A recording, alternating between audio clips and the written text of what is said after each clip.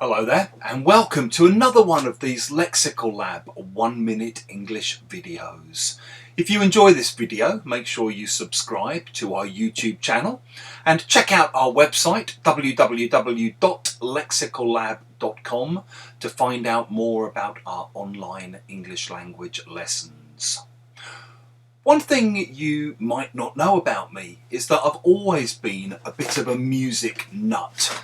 Since I was 13 or 14, I've spent a disproportionate amount of my time and money in record shops. And today, for the first time in ages, I was finally able to get over to my local record store where I picked up a few bits and pieces, including this lovely 7-inch single that I'd been after for ages.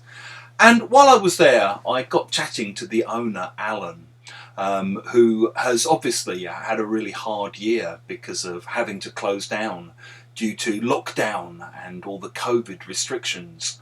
And I mentioned to him how lovely it was to see him up and running again. If a shop or a machine or a system is up and running, it's working properly. So maybe, for example, if you have problems with the air conditioning in your office, you have to call in an engineer who promises you, "Don't worry, I'll soon get this up and running again."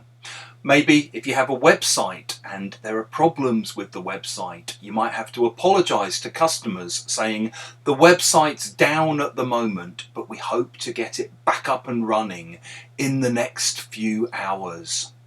Obviously here, as they slowly ease the lockdown restrictions, lots of shops and gyms and pubs and restaurants are looking forward to getting back up and running again after such a long, hard year.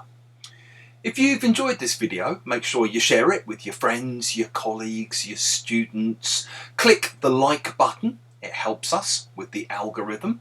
And in the comments section below, we'd love to hear examples of how you might use up and running.